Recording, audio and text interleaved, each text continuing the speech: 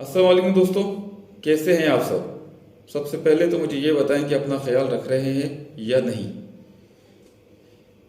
मेरी ये वीडियो उन नौजवानों के लिए है जो अपनी तालीम मुकम्मल करने के बाद CSS के इम्तिहान में हिस्सा लेना चाहते हैं।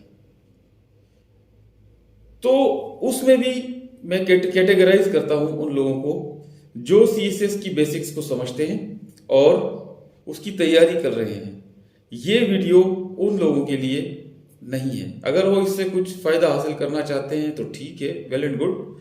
लेकिन बुनियादी तौर पर ये मेरी वीडियो उन बच्चों के लिए है जिन्होंने अभी ताज़ा ताज़ा BA या मास्टर्स किया है, ग्रेजुएशन की है, मास्टर्स किया है और उनको CSS की बेसिक्स का, अलिफ बे का कुछ पता नहीं है।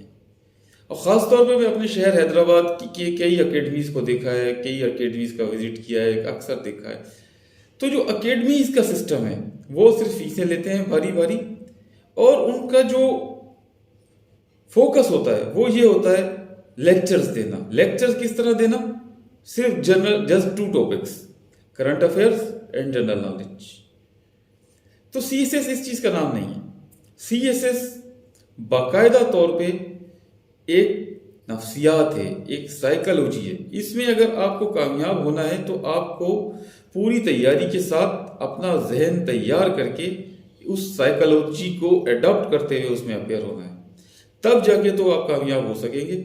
अदरवाइज आप आप बहुत अच्छे हैं, पढ़ लिख गए हैं, आप क्वालिफाई कर जाए तहरीरी इम्तिहान में, लेकिन जब आपका वहाँ पे स्क्रूटनी का अमल शुरू होगा, psychological test, group discussion, medical और उसके बाद वाइवा, उसमें वो आपको फिल्टर करते जाएंगे, यानी निकालते जाएंगे, छांटते जाएंगे।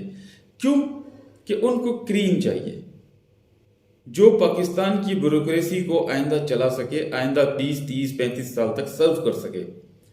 और पाकिस्तान की जो पॉलिसीज़ हैं उनका दारोमदार इन्हीं बच्चों पे होता है जो आज CSS करके गवर्नमेंट सर्विस में 17 ग्रेड में भर्ती होते हैं और आने वाले 20-30 साल तक वो पाकिस्तान की पॉलिसियां डिज़ाइन करते हैं, पाकिस्तान की पॉलिसियां बनाते हैं। तो इसके लिए ये मेरी वीडियो शायद कुछ तवील होने वाली है, तो इसलिए मैंने इसको कुछ हिस्सों में तकसीम किया है, पार्ट 1, 2, 3 इस तरीके से। तो मैं आपको मुख्तसर स्टेप बाय स्टेप सिखाऊंगा ताकि आपको आसानी से समझ में आता रहे। अगर मैं आपको यकदम एक वीडियो आधे घंटे की या 1 घंटे की बना दूंगा तो वो एक तो मसले उसमें हो जाएंगे, सुनने वाले बेजार हो जाते हैं, और उसके अलावा आपको समझ में भी एकदम नहीं आएगा। तो मैं आपको स्टेप बाय स्टेप बताऊंगा कि आपको किस तरह तैयारी करनी है और ये चीज़ है क्या।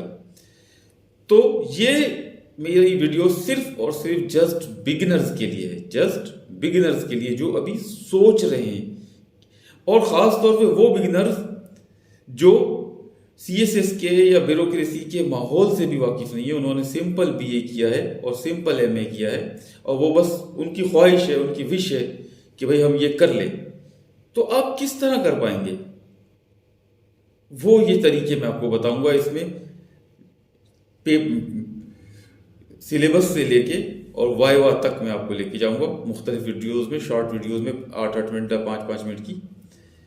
तो सबसे पहले इस फर्स्ट वीडियो में आप ये समझें कि CSS है क्या।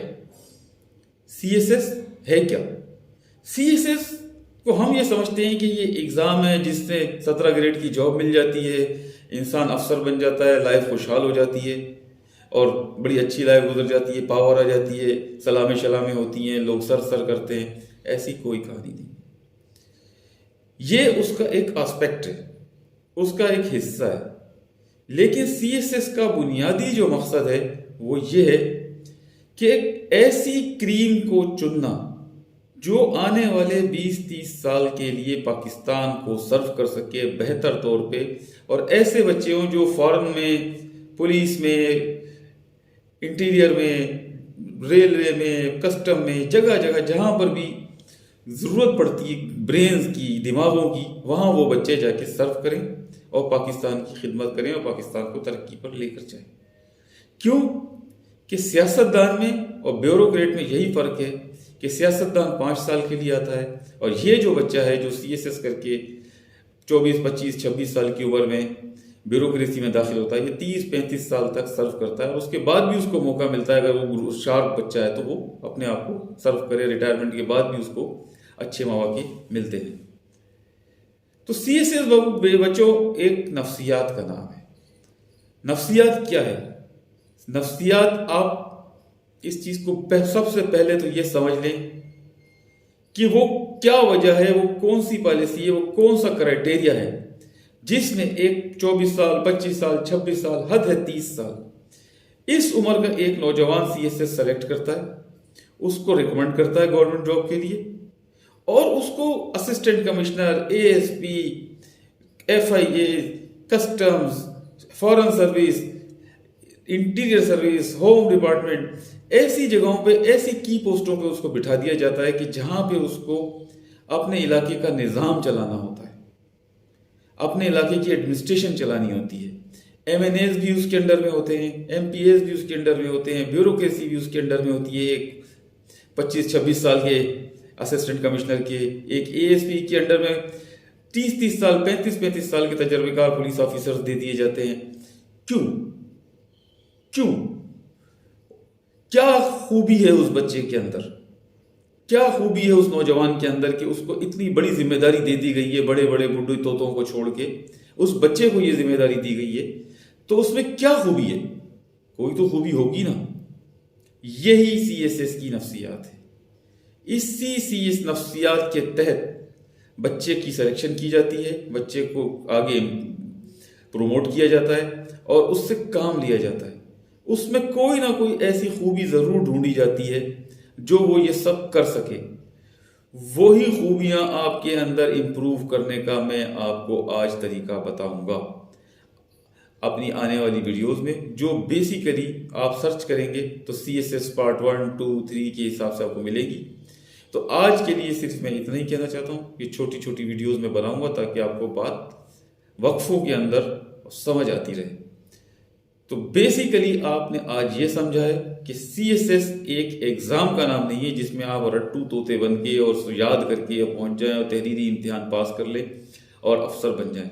नो, आप अगर तहरीरी इम्तिहान बहुत अच्छे नंबरों से भी पास कर लें, हो सकता है कि आपको आगे सेलेक्ट न किया जाए। क्यों? आपके अंदर वो नफ्सियाती मेजर्स ना हो, वो आपके अंदर क्वालिटीज ना हो जिसको आने वाला या करने वाला सिलेक्शन बोर्ड या वाइवा बोर्ड आपके अंदर महसूस करे, तो आपको रिजेक्ट कर देंगे। तो आपको CSS करना पड़ेगा एक कंप्लीट पैकेज के थ्रू। कंप्लीट पैकेज क्या है? आपको पढ़ाई भी करनी है, आपको पढ़ाई किस तरह करनी है, उसकी टेक्निक क्या है, उसको आपने समझना कैसे है, उसको आपने पेपर पे कैसे मुंतकिल करना है। ये तो हो गया रिटन टेस्ट कि उससे आपकी पढ़ने के तरीके से, आपके लिखने से जो एग्जामिनर है वो मुतासिर हो, वो आपने किस तरह करना है, नंबर 1। नंबर 2, आपने अपनी शख्सियत को बिल्डअप करना है, शख्सियत को इंप्रूव करना है कि आपकी बॉडी लैंग्वेज, चाल ढाल, आपका बोलने का तरीका, आपका उठने का, बैठने का सब तरीका वो ऐसा हो कि उससे एक इम्तिहान लेने वाला या आपको देखने वाला या आपका वाइवा लेने वाला आपसे इम्प्रेस हो कि हाँ ये है वो बच्चा जिसको हम आगे प्रोमोट करेंगे। नंबर 2। नंबर 3, आपका ब्रेन, आपका दिमाग इतना मजबूत होना चाहिए, आपकी साइकोलॉजी इतनी पॉजिटिव होनी चाहिए कि एग्जामिनर आपसे इस तरह इंप्रूव हो कि बस उसको आपके अलावा कोई नजर ना आए। तो आपको ये 3 चीजें मैटर करती हैं CSS के लिए: पढ़ाई, बॉडी लैंग्वेज और दिमाग यानी नफ्सियात। तो मैं अपनी इन छोटी छोटी वीडियोस में आपको ये सब तरीके सिखाऊंगा आहिस्ता आहिस्ता आहिस्ता। और अगर मेरे आपने इन वीडियोस के तमाम पार्ट्स देख लिए तो मैं आपको यकीन से कह सकता हूँ कि आप शायद CSS कर जाए, और मैं भी अगर आप CSS ना कर सके तो आप इतना अपने आप को इम्प्रूव कर चुके होंगे कि छोटी मोटी जॉब्स, मुख्तियार का, टीचर, लेक्चरर, ये जो दूसरे महकमों की जॉब्स आती हैं, ये आपके लिए कोई मसला नहीं होगा, ये आप बिल्कुल इजीली उसमें क्वालिफाई कर जाओगे। तो आज के लिए इतना ही। अगर मेरी वीडियोस आपको पसंद आ रही हैं तो मेरे चैनल टिप्स ऑफ सक्सेस को सब्सक्राइब भी करें, बेल आइकन को भी दबाएं ताकि मेरी तमाम आने वाली वीडियोस आप तक बिला तातुल और इन टाइम पहुंच सकें। शुक्रिया।